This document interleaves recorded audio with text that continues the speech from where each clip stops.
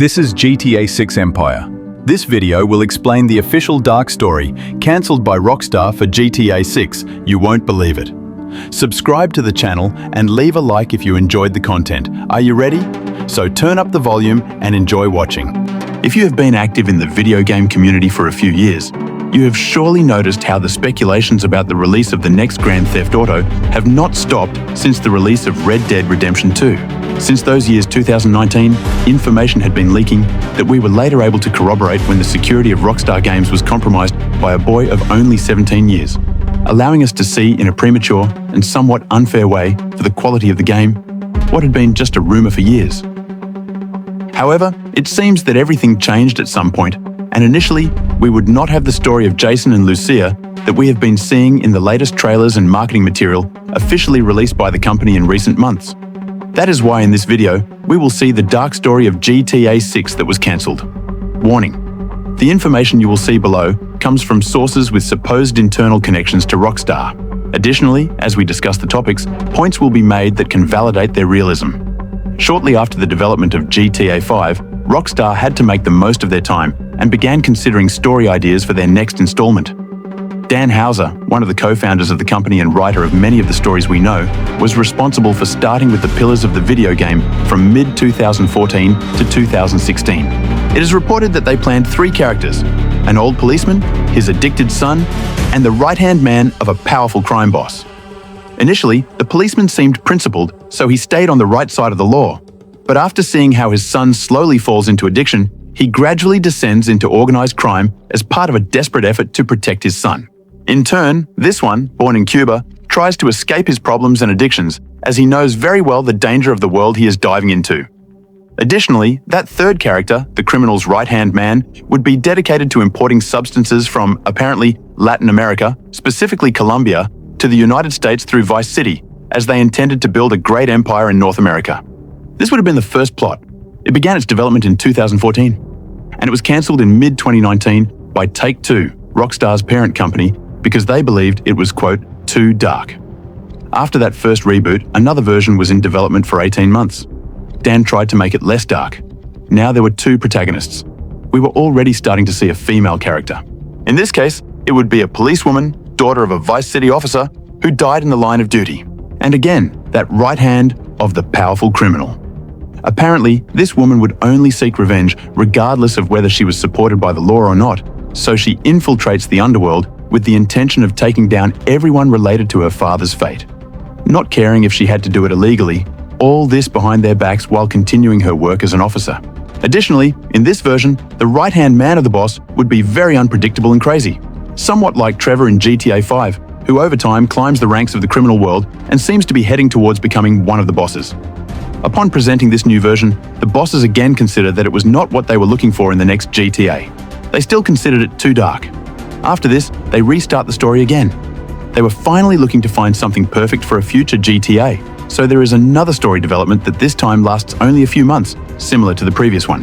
Apparently, Dan tries to replace the woman with an African-American man who was a soldier and was recently released from prison, and who falls back into the criminal world, possibly as some kind of revenge for his time in jail. Once Dan had presented his 3 versions and none were accepted by Take-Two, it seems he took an extended break, starting in the spring of 2000 and 2019 and ending in 2020, when he allegedly decided to leave the company due to the restrictions he was beginning to face within Rockstar Games. 1 year later, he himself founded his own company, Observed Ventures, another company dedicated to video game creation, but one that would allow him the freedom to pursue projects that reflect his original vision. The freedom he originally had when Rockstar was not the big company it is today, and did not have so much pressure from the higher-ups, due to the large revenues generated by a new GTA and the cancel culture that exists for not following what is politically correct. Now, all this information was leaked through a source known as Frabulous, who according to various media, is a former writer or editor who was part of Rockstar MAJ, which is a French website dedicated to all the company's news since 2013. I found that the original source that started the story was a news page called Medium, and indeed it is a leak from this alias, Frabulous, who of course is not proven to have internal information, but who at least could be a person with a bit more credibility, largely due to their past, on the Rockstar MAJ page. In addition to this, if we go directly to his testimony to try to understand if it is true or not, we have some valid points. For example, first, the fact that he tells us that the first script began to be developed as early as 2014, since we know that Rockstar used to start pre-production right after the release of the predecessor. It happened with all the GTAs. For example, GTA 4 ended in 2008, and the fifth installment started instantly and finished 5 years later, in 2013. Second, we are told in all the stories about an alleged Colombian or Latino crime boss. And something curious about this is that in 2014, an actor known as Jorge Consejo posted on Instagram, where he was seen in a motion capture suit with a text saying he wanted to talk, but the studio wouldn't let him, since that same actor apparently leaked, by mistake, in one of his resumes that he had been working on GTA 6 until 2018, with the name of a character called El Mexicano. I don't know if you can notice, but it could match a lot with the criminal boss mentioned in the stories. He could be nicknamed El Mexicano. Third, we are told that in 2018, apparently one of the stories is cancelled. This same date matches Jorge's resume, so it would be the date when the actor could have left the development due to the change of plans. As you can see, it is said that the stories originally planned were worthy of a thriller, which is the same as a narrative genre that seeks to generate tension, suspense, and intrigue in the viewer or reader. Now, being objective, there really isn't much information about the real reason why these supposed 3 beta stories were not accepted. Although the reason reported by sources is that they were too dark in the opinion of the higher-ups at Take-Two, in reality, analysing them a bit superficially, there isn't much that sets them apart from what we've already seen in other installments of the same saga. Personally, if I had to formulate a hypothesis, I would say that the real reason is that Take-Two might have considered them too serious for what they wanted, rather than just being controversial or dark, as it is said. Possibly with the story of Jason and Lucia, they want to create serious moments mixed with humor parodying current society, as this is what the first and second trailers show us. Therefore, a version of a soldier taking revenge on the law, or a woman doing the same for her father, could be too serious for the next GTA.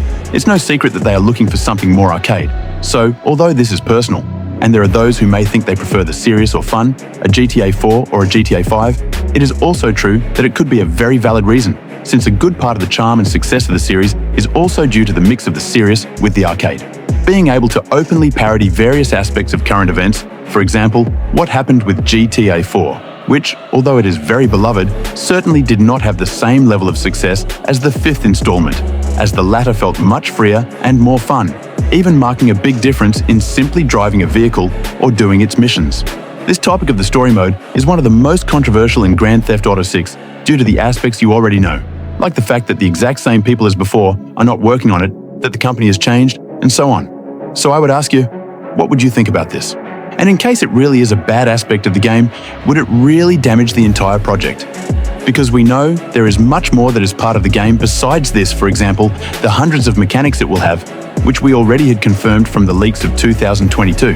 The freedom of free mode, the new multiplayer technologies, the living environment, the variety. For all this to be overshadowed only by a bad story, it would really have to be extremely terrible. And even so, we have no information about the current one.